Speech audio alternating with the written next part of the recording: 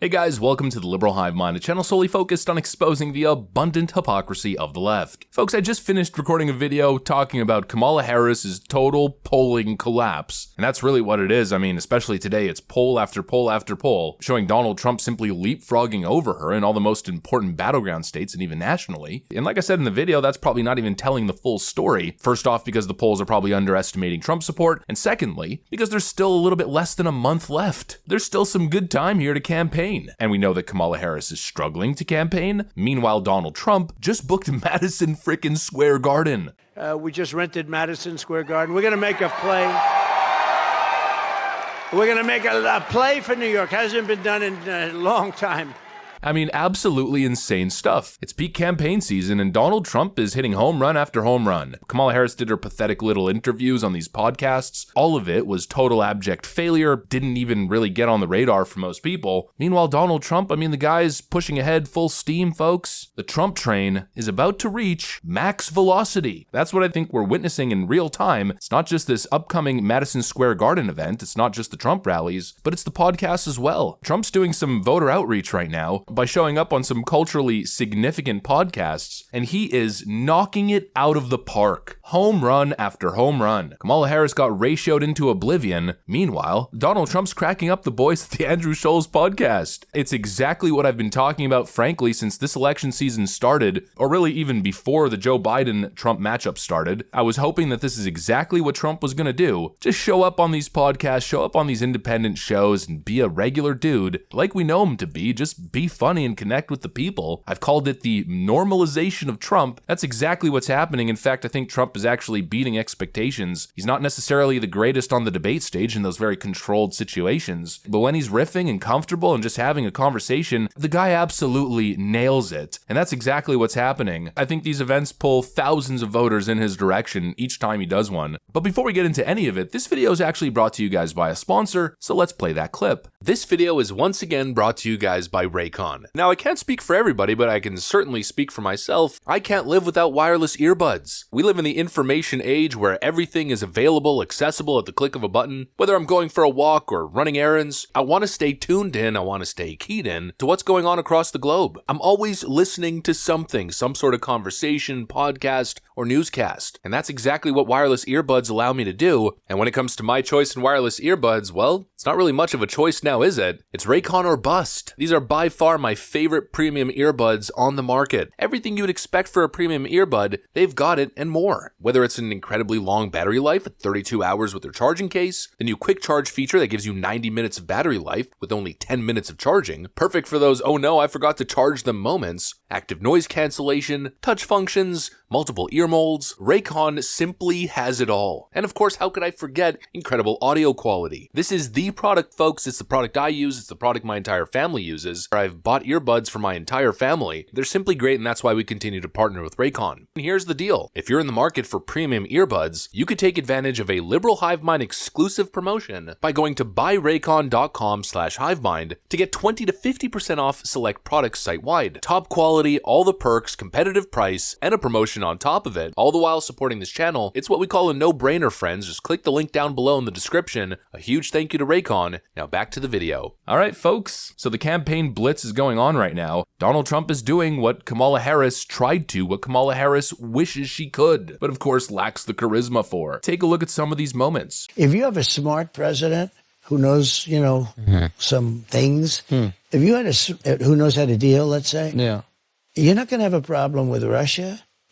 Russia would have never attacked Ukraine if I were president. He has an ability to fall asleep while on camera. He can lie down on one of those things, and in minutes, he's stone cold out. How does he do it? And he's got cameras because he's the president, so they have cameras on him. And then they show him sleeping on the beach. I'm good with names, You are. You're very good with names. I mean, Pocahontas. We have names. What about, and there was, Tampon Tim was good. What about, the problem with Tampon Tim, it's hard to say. In other words, it's a mouthful. It's a lot. And you can't stutter it through when you call it. It's really a lousy word to say. But it's quite accurate, right? There are some like comrade Kamala. It's a little hard to say. She's comrade because she's obviously a communist. Yeah. She's horrible. Yeah. So I call her comrade. Yeah. And it's not bad.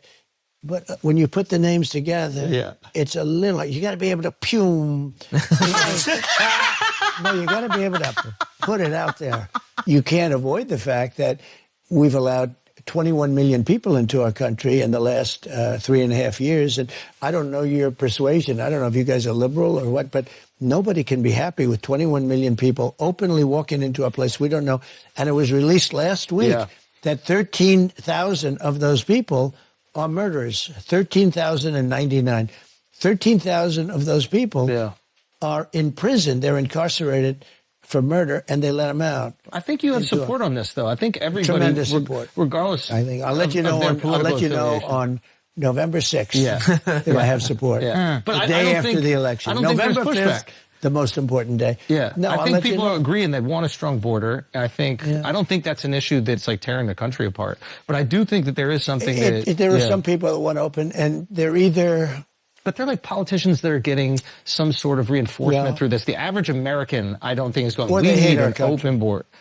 I think only a person that hates our country, actually, maybe it's a down deep hatred, can want open borders. No, I think it pretty much speaks for itself. I think I laid the groundwork in the intro, and I'm sure you guys know exactly what I'm trying to say. I'm sure you feel it. The guy is just so funny and so personable. And it's, again, the juxtaposition that I think is so important here. It's so critically important. The media tells you that Donald Trump is toxic goods. Don't go anywhere near him. Trust me, you don't want to go anywhere near there. You're going to get sick. You're going to get injured. Stay away. Warning. Hazardous. But then when you're actually exposed to the man, he's just a swell fella now, isn't he? He's funny, he's charismatic, and most importantly, the stuff that he says actually makes sense, unlike Kamala Harris's totally vapid, empty, word salad political garbage. She can speak for 45 minutes, you'll sit there listening to every word, and then you'll walk away thinking, I don't think a single thing was said. Like, she didn't say anything. She said a lot of words, but the context? There's nothing there. Meanwhile, Donald Trump, he's hitting truth after truth. You know, the simple fact is, in my view at least, that Trump has it all. He's a little rough on the edges, sure, and the media loves using that against him, but if we're talking about Trump as a leader, he's got it all. He's charismatic, he's funny, he connects with the people, he understands the people, and most importantly, he understands the issues. He's just the right guy for the job. He's a dealer, he likes to make deals, and he likes to solve problems. You know, nearly everything that he said about Russia is true, but what does the left constantly focus on? Of course, because they don't want to focus on the details or his track record. They just say he's cozying up to dictators. He's Vladimir Putin's puppet. But it's complete nonsense. And Trump has the track record to disprove all of those claims. Trump never cozied up to dictators. Trump played frickin' ball with the dictators. And he was putting down 50 points on their heads nightly. That little bit where he was saying, I'd wake up every single morning and see how much China spent, and if they weren't spending enough, I'd call him and say, hey, you got a 50 billion quota here that you got to fill. Buy more American goods. When COVID came, I made an unbelievable trade deal with China.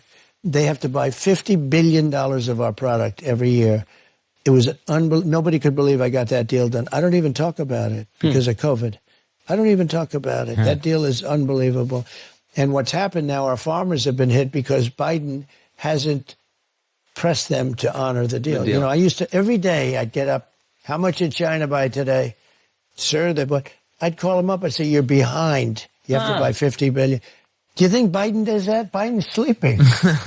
That's got to be one of the single most badass things I've ever heard. And he's right. Meanwhile, Joe Biden couldn't care less. He's on the beach. And Kamala Harris, well, she just doesn't even understand the issues to begin with. She'll just do whatever her puppet masters tell her. This man's another breed entirely. And that anecdote really tells you all that you need to know. Every morning, he wakes up and says, what can I do? What can I get for the American people? How can we work this deal? He wakes up and checks every freaking morning. He's on task. Honestly, he reminds me of my father, and my father's a badass business dude. You know, these are the guys that you want in charge. These are the guys who lead us to prosperous times. And it's obvious that Trump is an incredible patriot. He's not a self-centered, egomaniacal man. Well, maybe a little bit egomaniacal, but he's certainly not self-centered. He's America-centered. He wants to do the best thing and the right thing for the people and the country. And he has a track record of showing exactly that. I think he made a great point on immigration as well, and he's totally right about what he said about these open border policies. Only a person that hates America could support that kind of policy. He distills the point perfectly in simple terms and makes the choice absolutely freaking clear. You know, even to a degree where the most far lefty pro-Kamala shills actually are starting to get it. That's why I think they mess up in regards to messaging. Like, you know, you'll listen to a lot of reporters and they'll be talking to Trump or J.D. Vance and they'll be talking to them about things that are happening right here in America. Because it is an election season right here in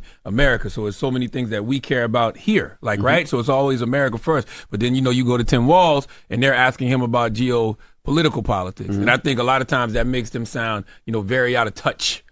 That makes them sound very out of touch to what's actually going on right here in America. Or talking about things that's happening overseas and not talking about what's here. But that's what they're being asked. Exactly. Not saying that stuff is important, but that stuff gets highlighted over, you know, what's happening right here in this country. And when you hear, you know, the Vances and the Trumps talking about what's happening here at home and saying things like America first and make America great again, that messaging sometimes resonates a lot more.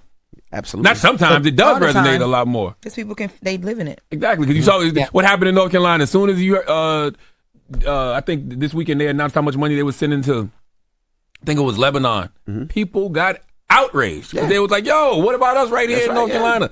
So like that America First messaging goes much farther, especially during election season. Honestly, what else do I need to say? I think Trump is beating expectations right now. He's at the highest polling point that he's ever been at this close to an election. Certainly not as high as he was against Joe Biden in the early election days, but we're scrapping all that because, I mean, Joe Biden's not running for president. But despite the switch up, despite Kamala Harris taking the reins, Donald Trump is still polling at the highest level he ever has been. It continues to get even better for him. He's surging all over the place. I mean, Democrats are going to have to set up a serious on-the-ground effort here across all of these states to even stand a chance. On-the-ground effort, by the way, if you know what I mean. This man's an absolute shark. He's a freaking superstar, and he's just hogging the spotlight right now. Kamala Harris has dwindled, evaporated into nothingness, and Donald Trump is just soaking all the oxygen in the room. That's what it feels like, and I think he's just getting started. Viral appearances on podcasts, while Kamala Harris got ratioed into oblivion. I mean, tens of thousands more dislikes than likes and barely any views. Trump's probably going to continue doing this. The trend's going to continue, and then he's going to show up at Madison Square Garden, I think 9 days ahead of Election Day. I think this is going to be huge. Huge. But of course, it's 2024. We'll just have to see how the cookie crumbles now, won't we? You can never underestimate or never count out the Democrats, because they always got something up their sleeve. But this time around, that something, it's going to have to be something